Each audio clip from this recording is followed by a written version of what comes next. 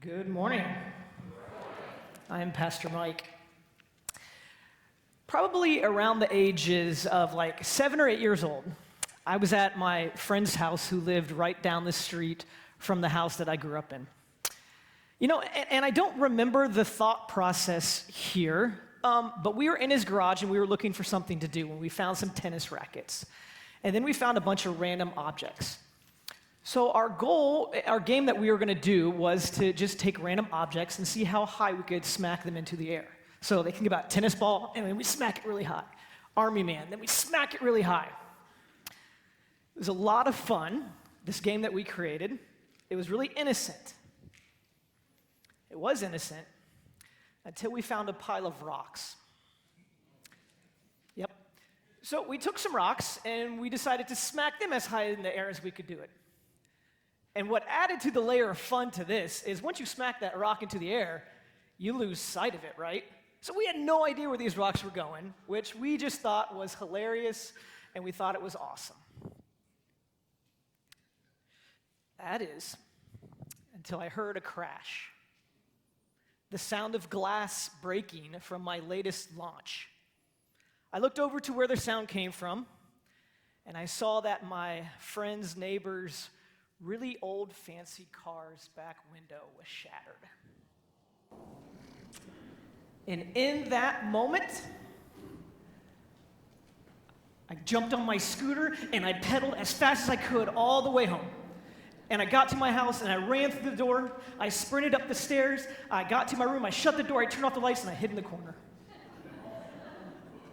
I ran away. As fast as I could, I ran away. But within a minute or two, there's a knock at the door. And that day, I learned a timeless truth that no matter how hard life is and how bad things get, you can't run away from your problems. No matter how hard or scary life is, you can't run away.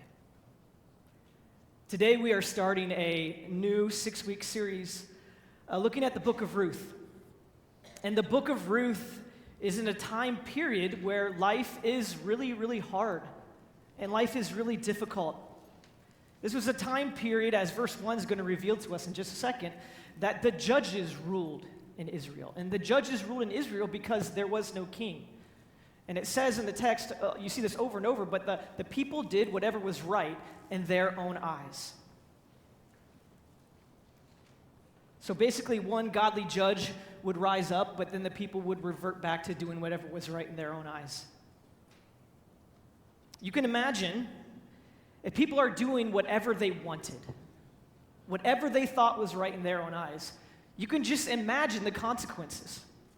The division, the cruelty, the civil wars, the national disgrace, unbelief, the disobedience of God.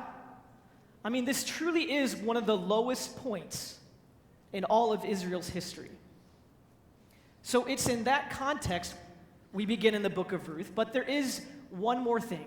On top of everyone doing whatever they wanted in their own eyes, there is a severe famine. There's a lack of food in the land. So, although the book of Ruth is a beautiful story, there is much tragedy in this story, much like the tragedy that occurs in the lives of the people that we love. Our two main characters, Ruth and Naomi, they lose everything. Everything. But in the midst of losing everything, God is very, very present. In the book of Ruth, you're not going to see physical miracles. You're not going to see the seas being parted. You're not going to see the sick being healed. You're not going to see the dead being raised to life. But on every page of this story, you're going to see the power and the presence and the providence of a very good and loving God. Let's begin reading Ruth chapter 1, starting in verse 1. It's also going to be on the screen if you want to follow along there. It says, "In the days when the judges ruled in Israel, a severe famine came upon the land. So a man from Bethlehem in Judah left his home and went to live in the country of Moab, taking his wife and his 2 sons with him. The wife's name was Elimelech, and his wife's name was Naomi, and the two sons were Mahlon and Chilion. They were Ephrathites from Bethlehem in the land of Judah. And when they reached Moab, they settled there. So we are introduced to a man named Elimelech, and his wife Naomi, and the two sons, Mahlon and Chilion. Elimelech, the husband, his name means God is king. And Naomi, her name means pleasant. See, names are important as it usually reveals something essential going on in the story. Okay? So, names would be given to children based on one of two things. They would name a child based on prophetically what they wanted to see their child be, like strong or godly or pure. Or they would name their children based on what they saw around them when the child was born. So in the middle of the struggles and the hardships of life, Mahlon means sick or sickly, and Chilion means frail or tired. Church family, let me introduce you to the sons of Elimelech and Naomi, sick and tired. So obviously, we know that this is a very hard time of life for Elimelech and Naomi, a time where they are sick and tired, where they are drained, where they are feeling hopeless mentally and emotionally and spiritually and physically. Have you ever felt like that? And when you're in a season of life like that, you worry. Elimelech worried about his family. How are they going to survive? How are they going to eat? And so he comes up with the plan that he decides he's going to move his family from Bethlehem to Moab, which is about 50 miles away. It's about a 3-day journey. Now, Moab and its people, the Moabites, they are pagan people. They are ungodly heathen people. They worship the false god Chemosh, and they held false beliefs. The Moabites, as a people and nation, they came about from Lot's daughter's family's incest with him, as they thought that that was the only way to carry on the family line. You could find that story in Genesis 19. The oldest daughter named that child born from that sin Moab. And the Moabites were enemies of God's people, the Israelites. They treated them poorly, and they actually ruled over them for 18 years. So Elimelech is taking his family from Bethlehem to Moab, a pagan nation which God forbid them to go to. So Elimelech, he made an ordinary, simple decision to do what he thought was best for his family. He did what was right in his own eyes.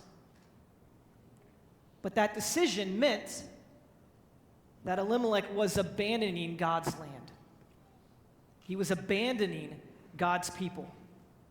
Truly, Elimelech is running away, just like I ran away when that rock smashed that car's window. The man's name, who meant God is king, is not living like God is king of his life at all. But let's be honest here.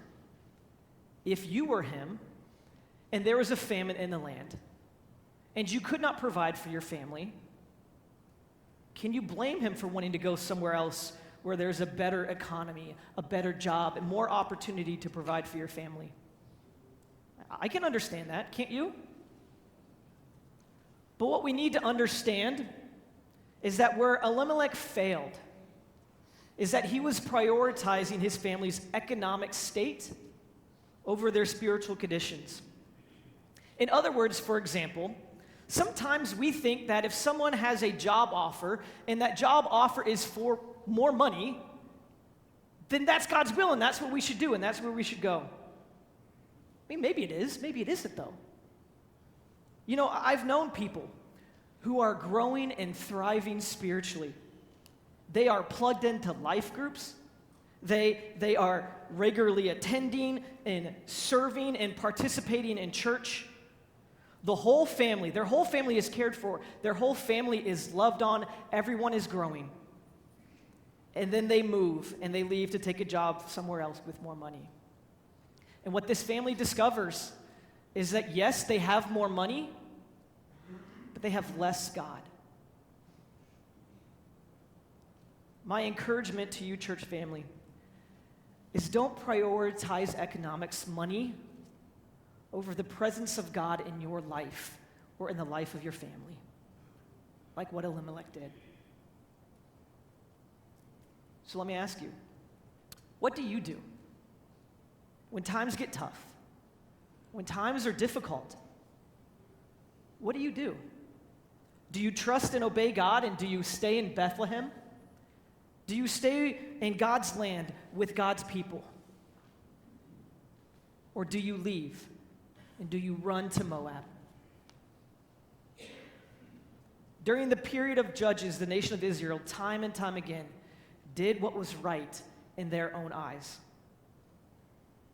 Elimelech is doing what is right in his own eyes. He's doing what he wanted. He did what he felt he must. He trusted his own heart. He lived out his own truth. So the question is, well, what happened to Elimelech? Did they go to Moab and everything work out? Let's continue reading. Look at verse 3. It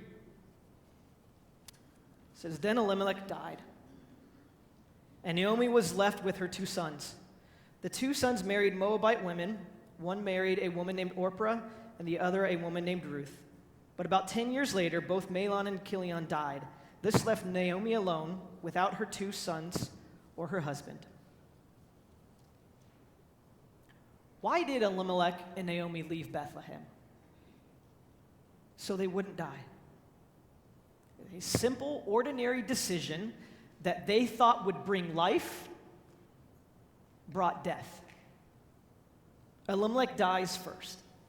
And we don't know, what happened. It just says that he died rather quickly upon arriving in Moab.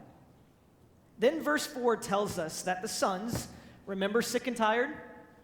Yep, Mahlon and Chilion, they marry Moabite women. And here is another example of a simple, ordinary decision that has major consequences.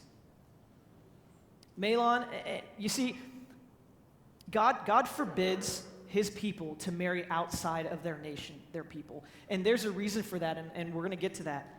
But here, you see Mahlon and Chilion, they marry women from a pagan culture. They marry women who believed and worshiped the false god Chemosh. See, Naomi and her family already made one decision to reject God by leaving, and now they're making another decision to reject God and his people by allowing their sons to marry women that God forbid. You know, I've worked with a lot of students and young people over the years. And they often come to me and they ask me the question, hey, can I date someone who's not a Christian? Can I marry someone who's not a Christian? And then they go on to give me all of the qualifications and all of the reasons why they should, right? He's cute. He's got a great personality. He's funny. He's got a job. He's so kind. His family is so great.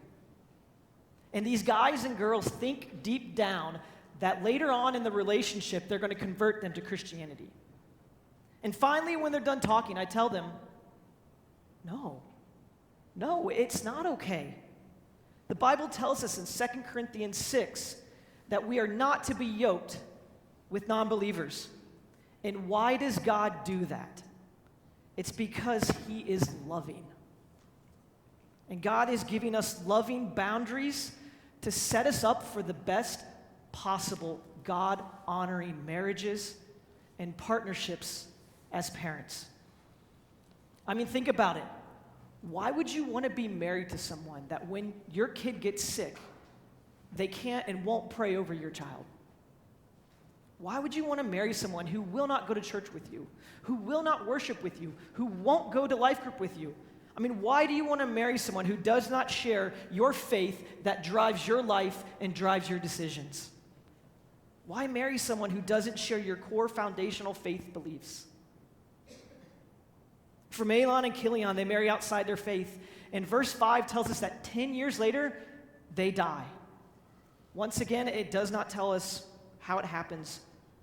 But all we know is that Naomi finds herself without her husband and now her 2 sons. the very people she left Bethlehem with in order to find life and prosperity in Moab, are now gone.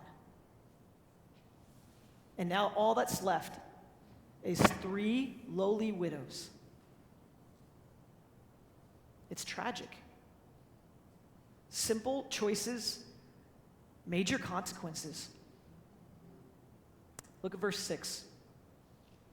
It says, Then Naomi heard in Moab that the Lord had blessed his people in Judah by giving them good crops again. So Naomi and her daughter-in-laws got ready to leave Moab to return to her homeland. With her 2 daughter-in-laws, she set out from the place where she had been living, and they took the road that would lead them back to Judah. But on the way, Naomi said to her 2 daughter-in-laws, Go back to your mother's homes, and may the Lord reward you for your kindness to your husbands and to me.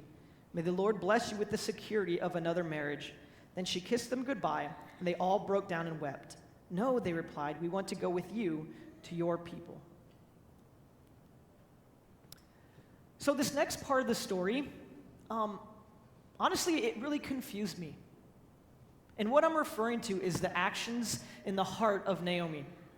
And godly scholars, they kind of fall on both sides about what I'm going to explain to you. So we know that Naomi is disobedient as she leaves God's people, God's land. Now, maybe she did not have that choice. She wasn't a part of that. Maybe Elimelech, the patriarch of the family, made that decision, and Naomi had to go in obedience. But nonetheless, we see the entire family being disobedient.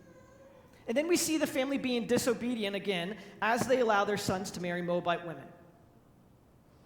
And now she hears the good news that God has blessed Bethlehem with food. And since we've already been kind of talking about meanings and names of things and why they're important, Bethlehem, the name of Bethlehem means house of bread. So think about it. In a famine, they leave the house of bread, which is ironic. Say, Naomi, she hears the famine is over, and I find this really sad. Because if she and her husband had just stayed in Bethlehem, if they would have had made the choice, the decision to honor and stick with God, then they would have experienced this blessing firsthand. They would have been a part of it. But because they were disobedient, the text tells us that Naomi only heard. She only heard of the blessing. She missed it. She missed it. How heartbreaking is that? The beautiful thing about this story and our God in general, and the big old lesson that I hope that we learn today, is that it's never too late to make the right decision. Sometimes to go where God wants you to be, you need to leave where you are. In other words, as Greg Groeschel said, to get to the right place, you have to leave the wrong place. Naomi, she finally made a good decision, an honoring choice to return to God, to return to his people. But as they're returning, and here's the part that really confused me, Naomi tells her daughter-in-laws to stay back, to remain behind, to stay in Moab. I mean, why would she tell Orpah and Ruth to stay back in a pagan nation? Why would she do that? Why would she not want to invite her daughter-in-laws to experience her God, the God of the universe? Why would she not want Orpah and Ruth to experience and to taste and see the goodness of her God? Well, on one side, was Naomi's heart bad and crooked? Could it be possible that Naomi is trying to hide her sin? To hide her family's sin of being disobedient to God over and over? First by leaving, and then by allowing her sons to marry 2 pagan women. I mean, think about it. If 2 pagan women come back with Naomi, then everybody's going to know what went on. She can't hide that. So was Naomi looking out for herself and how she would be welcomed and perceived by her people upon the return? I mean, after all, you know what you don't see in this story? You do not see any type of confession from Naomi. There's no, Lord, I am so sorry that we left you. You don't see a, Lord, we are so sorry that we allowed our sons to marry pagan women. It's not in the text. So was Naomi more interested in returning for the food than returning to God? Was she even returning to God and her people at all? So was Naomi's heart bad and crooked, or was her heart good? Look at verse 11. It says, "But Naomi replied, 'Why should you go on with me? Can I still give birth to other sons who can grow up to be your husbands? No, my daughters. Return to your parents' home, for I am too old to marry again. And even if it were possible, and I were to get married tonight and bear sons, then what? Would you wait for them to grow up and refuse to marry someone else? No, of course not, my daughters.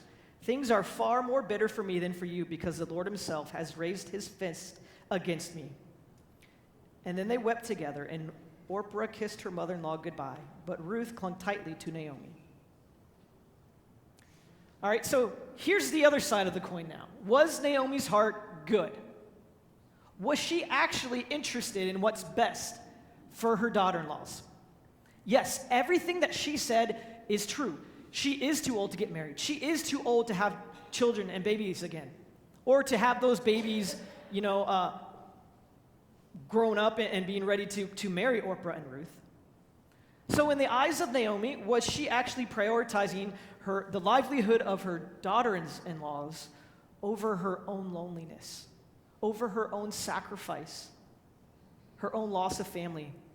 I mean, was the best thing for Orpah and Ruth to get married as soon as possible? To have children and have a family that can provide for them and care for them and protect them? Because after all, Naomi didn't have that anymore. I mean, she knew firsthand the experience and the pain of losing her family and the reality of what that meant for her future. And maybe she didn't want that for her daughter-in-laws. So was Naomi's heart good, or was it bad? I'm going to let you decide for yourself. But honestly, whatever her intentions and her motives and her heart was, it really didn't matter, because Ruth wasn't having it. Unlike her sister Orpah, who made a bad decision and left Naomi to return to her pagan home, Ruth wasn't leaving. She was making the choice to stay no matter what. Look at verse 15 with me. "Look," Naomi said to her, "your sister-in-law has gone back to her people and to her gods, and you should do the same." But Ruth replied, "Don't ask me to leave you and turn back. Wherever you go, I will go. Wherever you live, I will live. Your people will be my people, and your God will be my God. Wherever you die, I will die, and there I will be buried. And may the Lord punish me severely if I allow anything but death to separate us." When Naomi saw that Ruth was determined to go with her, she said nothing more. So Ruth, she speaks for the first time in verse 16 here. And she tells Naomi, hey, don't force me to go. Like, don't make me go home. Where you go, that's where I'm going to go. Where you live, that's where I'm going to live. Ruth just declares such fierce loyalty and devotion to her mother-in-law. And then she confesses her love for Naomi and her desire to stay with her even until death. And then the most important thing that Ruth confesses is not loyalty to a person, but she confesses a declaration of dependence on God. Your people will be my people, and your God will be my God. Ruth declares that she is no longer going to worship the false god of Moab anymore. She's not going to worship Chemosh anymore, but she's going to worship the true and living God of the universe, the God of Israel, our God. And her decision, her choice to choose to be in a covenant relationship with the God of the universe and with God's people, it changed everything for Ruth. Chemosh was not going to be her hope and salvation anymore, but the God of Israel would be. Ruth would not run away. She was willing to leave Moab. She was willing to leave a place not in God's will to go where God wanted her to be. And you need to understand that there is a ton of obstacles in the way of Ruth's faith. Her background was against her. Her religious pagan culture was against her. Her father-in-law, her husband, her brother-in-law, they all died. And she was left a widow without any support at all. And then her sister-in-law leaves her. And then her mother-in-law says, hey, don't come with me, stay behind.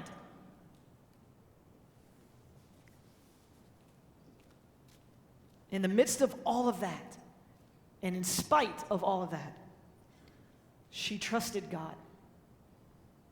She trusted God, and by the grace of God, and only by the grace of God, was she welcomed into God's family. Church family, visitors, and people online, I don't know all your stories. I don't know where you have been, and I don't know the circumstances that surround your life. But I can imagine that some of you right now are in the wrong place. And you're with the wrong people. Some of you have made the decision to leave God and to leave his people. You have left Bethlehem, and you are in Moab. You are living in Moab, and I need you to know that that is the wrong place, and that there is no future for you in Moab. But since you have breath in your lungs, and here's the so what to all of this, all it takes is one choice, one decision that can radically change your life, that can change the trajectory of your entire life. One decision will make you leave Moab and return to Bethlehem and to return to God. And I don't know what that one decision is that will change your life. That decision could be a number of things. That choice could mean, maybe cutting up your credit card. That would change your life. That choice could mean saying you're sorry for something that you did wrong. That would change your life. That choice could mean maybe forgiving someone for what they did to you. That would change your life. Maybe it's breaking up and breaking off that relationship that you know is no good. That would change your life. Maybe it's the choice to let go of that one person, who just tears your life down. That would change your life. Maybe it's making the choice to attend Celebrate Recovery, confessing your addiction. That would change your life. And if that's you, I want to encourage you to see my man Hollywood after the service. So what is your one ordinary decision that could change your life? What's your one choice that is going to help you walk away from Moab and walk back to Bethlehem, to walk back home? Church family, know that your future is in Bethlehem. It's with God. It's with his people. It's not in Moab. I want to give you a few moments just to respond quietly where you're at, just to reflect upon maybe what God's doing in your heart. I want to give you just a chance just to have a conversation with God with what's going on. I'm also going to encourage you, will you please use this time to prepare yourselves as we're going to move into communion here in just a minute. So at your seats right here, just take a moment to respond.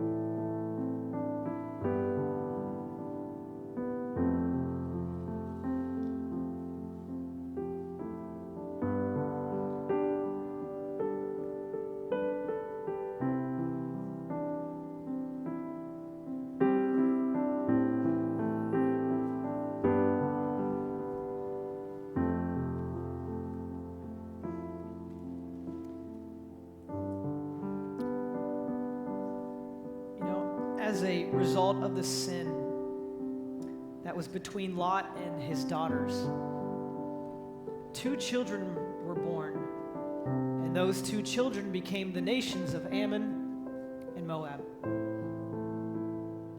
In Deuteronomy 23, verse 3, there was a law, and that law said that no Ammonite or Moabite or any of their descendants for 10 generations may be admitted into the assembly of the Lord. This meant that all of Ammon and all of the Moabites, they were permanently excluded from God's family. Like they were not welcomed. They were godless. They were enemies of God. So how then could Ruth, a Moabite, enter into the family of God? And the answer is simple. Only by the sovereign grace of God.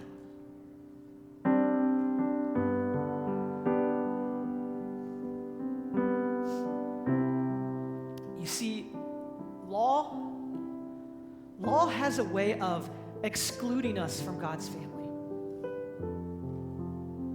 But grace includes us if we have faith.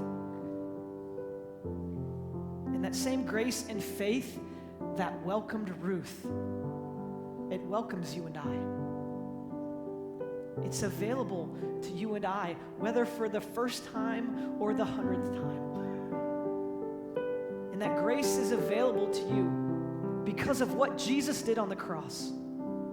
And he took all the weight and he took all of the penalty of our sins upon himself. And then he died a very gruesome and painful death. And he did all of that because he loves you. I need you to know, church family, that your sin is a very big deal.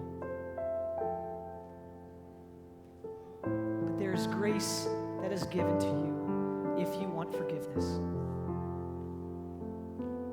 Will you make the choice to walk away from your sin? I want you to take a moment. Just take a moment to remember what Jesus did for you.